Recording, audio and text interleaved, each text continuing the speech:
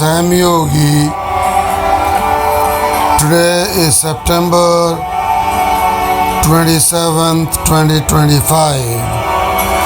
Welcome to the Krishnamurti podcast. Today's episode is episode 63, and in today's episode we shall continue with questions and answers from the fifth talk at Oman, the Netherlands, and that date was August 3, 1933. So, the question for Krishnamurti is, to a loving honeymoon couple, the world is, at least temporarily, transformed into a beautiful one by their happiness.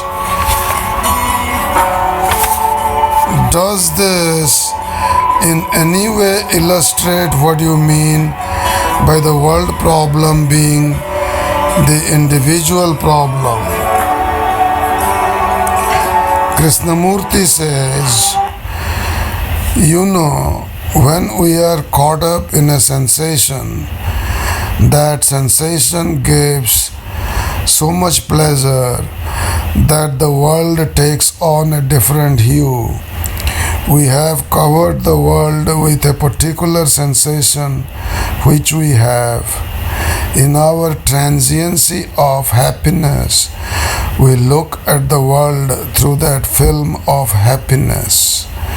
What I mean by the world problem as being the individual problem is this: we have created through centuries, through particular desires, cravings, a certain set of rules, standards, to which we have unconsciously become slaves. So let's take a pause here. He said, we have created through centuries, through particular desires, cravings, a certain set of rules, standards, to which we have unconsciously become slaves.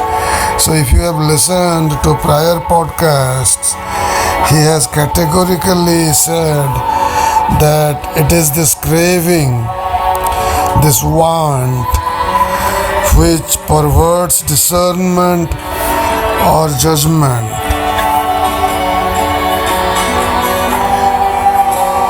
Now let's go back to what Krishnamurti says next. We have through centuries sought security, economic, social, spiritual, in every way. To that security which we have individually created, we have become slaves.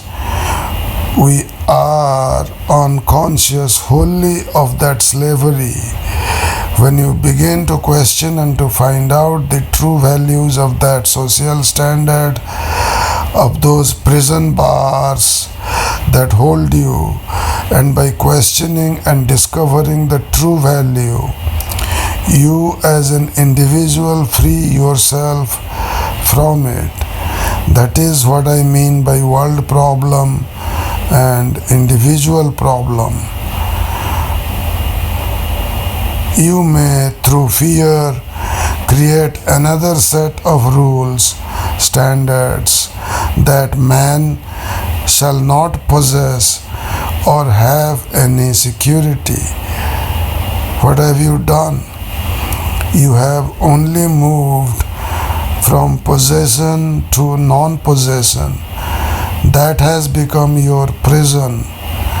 Whereas, if you truly discovered the value, the true significance of possession, which is born out of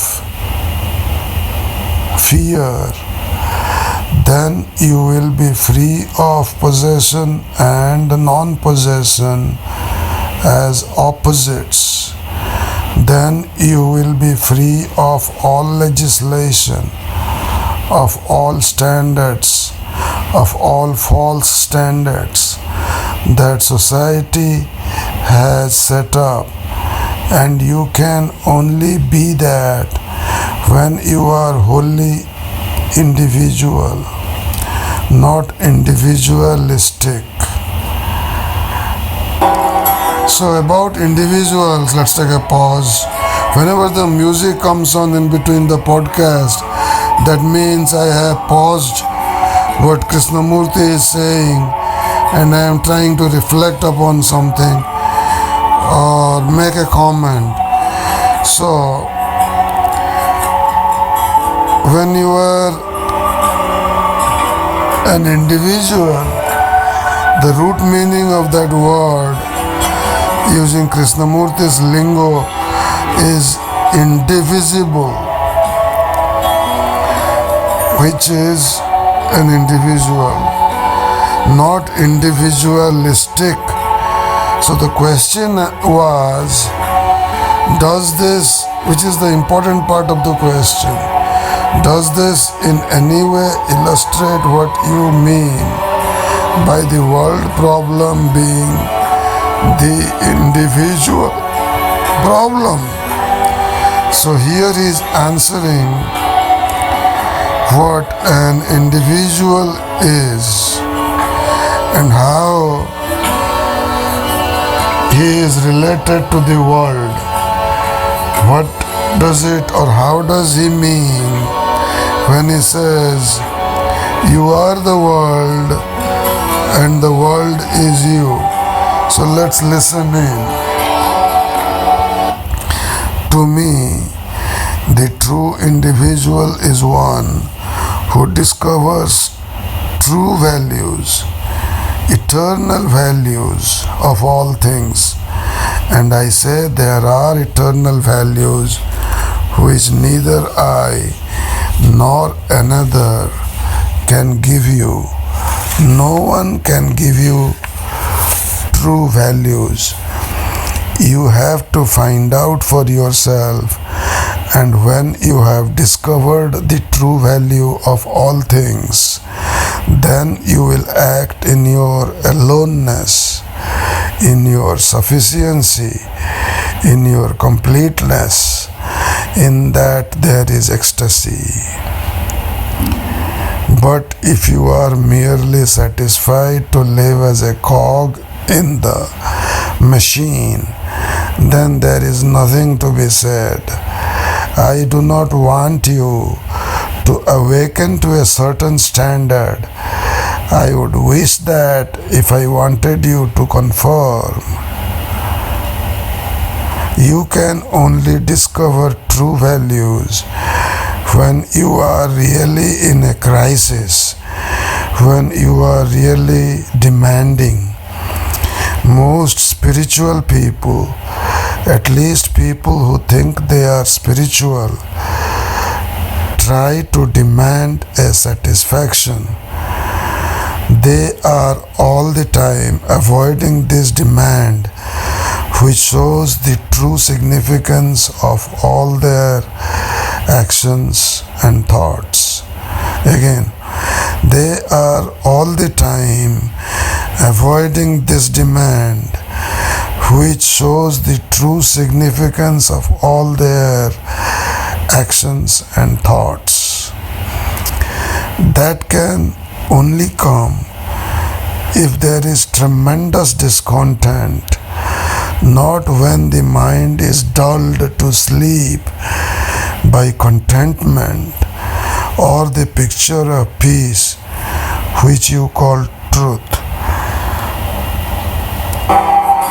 So let's pause here and go through what Krishnamurti tried to say. He says, only in a crisis can you find true discernment, completeness, fulfillment, because you understand the true significance of life, which most spiritual people don't do. They would go to a retreat, find some or an ashram, sit with a guru or what have you, or with nature, as in the Olima retreat for the Vedanta Society for 5 days.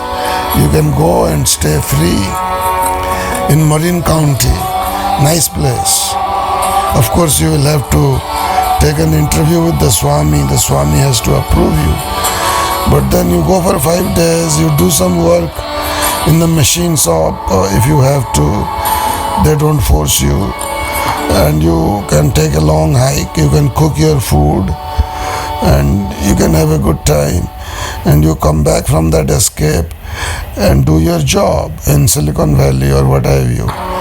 Now, that retreat energizes you to go back to the same world, the world which you do not see, the world which is in a crisis.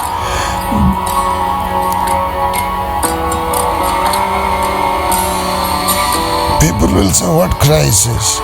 I have a job, I have stock options, I am rich, I go to Alaska, I go on European vacations, I go visit my old parents in India once a year for 10 days, 20 days. I enjoy. There is no crisis. What about Palestine? The extermination of the Palestinians. No, that's not a crisis. It's their problem, not mine. So if you think like that, then there is no crisis. But if you think that the world is silently cooperating with the military-industrial complex that is America, which through Israel is bombing the hell out of the Palestinians, then you know it's a crisis. When you understand that the government is giving you no privacy, that you are all the time being watched, whether in India or in America, that is a crisis. When people are going without food in Africa, when there are these violent things happening there, or in other places like India, that is a crisis. When people are being murdered to grab power, money, that is a crisis. If you think there is no crisis, then this podcast is not for you. If you think there is a crisis, then listen in. Let's see what Krishnamurti has to say next.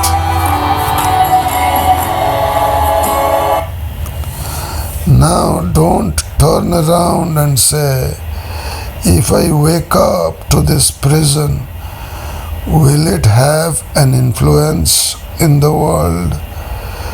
Will the world be any better because I, as an individual, have discovered the true value? Will the world benefit by it? Then you are not discovering true value. You are only discovering what will be useful for the world. If you discover the true value, it will be beyond this.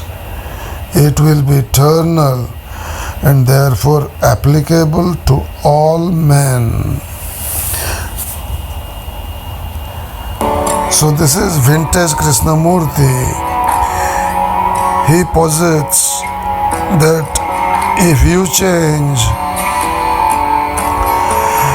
if you face the challenges head on without any hindrances, without any barriers, barriers like security, authority, fear, postponement, prejudice, tradition. Then you come face to face with life, and there is ecstasy. It's a continuous struggle, but there is ecstasy. It is the fullness of life, but there is ecstasy. There is bliss because your life is complete. You act from completeness, and it applies to all men in this world, at least as the world as we know it. That is completeness of action. That is real action. We have listened to the prior podcasts where he says that is infinite action. Now what I did was a beautiful thing. I set my alarm to what it was, 20 minutes before what it was. So I have another 10 minutes before I approach that time, like you approach, say, Nashville. I approach that time.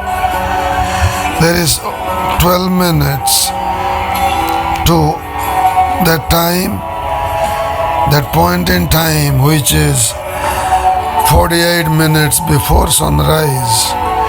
So in these 12 minutes, we can cover another question and answer. So let's listen into the question.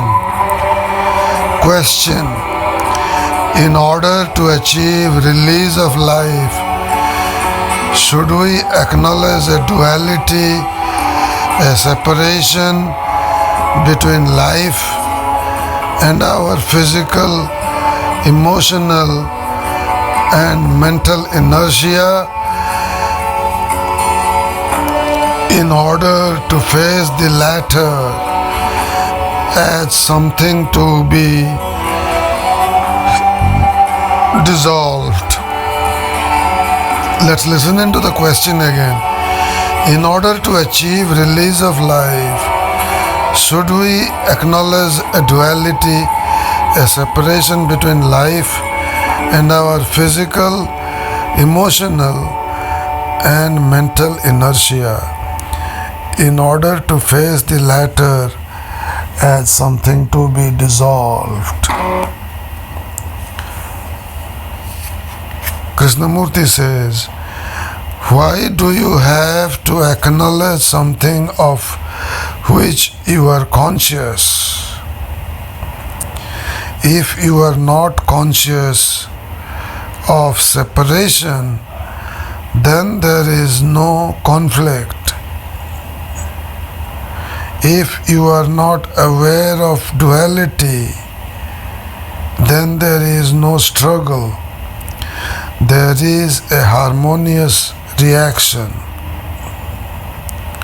Again, question: in order to achieve release of life, should we acknowledge a duality, a separation between life and our physical, emotional, and mental inertia? In order to face the latter as something to be dissolved, as in dissolving our physical, emotional, and mental inertia. So Krishnamurti says, why do you have to acknowledge something of which you are conscious? If you are not conscious of separation, there is no conflict. If you are not aware of duality, then there is no struggle. There is a harmonious reaction. But as most people are aware of that conflict, why need there be an acknowledgement of separation? You see, you don't acknowledge the separation which causes conflict because you are seeking a solution of the conflict. Because we are trying to escape from the conflict, we are not aware that there is duality in our actions. Because we are seeking comfort, security, running away from this fear of loneliness, we have to mentally acknowledge the existence of a duality. When there is a conflict, what happens? You want to seek an escape from it, a way out of it. You never find out what is the cause of this conflict. You will find out the true cause of the conflict when you are conscious or when you are aware fully, not when you inquire mentally what is the cause of the conflict. You will find out the cause of conflict, of pain and suffering only when you really want to find out with your mind as well as with your heart. You will find out the cause of conflict, of pain and suffering only when you really want to find out with your mind as well as your heart. Now most people only want to find out the cause mentally, and therefore whatever they discover will only be false because they do not approach the cause fully. You approach the cause only fully when there is a crisis, when it consumes you, when all your escapes are blocked. That is why I said become conscious, become aware. Then you will see how your mind is trying to escape from facing the cause or trying to see a solution, running away, forgetting. So you gradually begin to stop up all those avenues of escape and security, and then you will face it with your whole being. That is true awareness. In that you will find out the true cause. So this was simple, wasn't it? Now I will let you sit with that and reflect on it yourself without me loudly reflecting here. I was listening to a talk by Krishnamurti on, I think, YouTube, where he said, somebody quipped, choiceless awareness is the essence of religion. So he mentioned it to the audience that choiceless awareness is the essence of religion. And here in this answer, he has given us another glimpse into what awareness is, vis-a-vis completeness of action, engaging your mind and heart. So that sentence was, you will find out the cause of conflict, of pain and suffering only when you really want to find out with your mind as well as with your heart. So not just intellectually as most people do, the mind, not just emotionally as some people do, the heart, but both mind and heart, both intellectually and emotionally. So now I am approaching that time where time stops for me in terms of recording podcasts. There was a wise sage who said, when you meditate, time stops.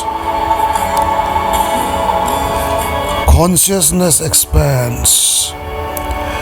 Every time you meditate, you will keep your growth. Thank you. You have a wonderful day.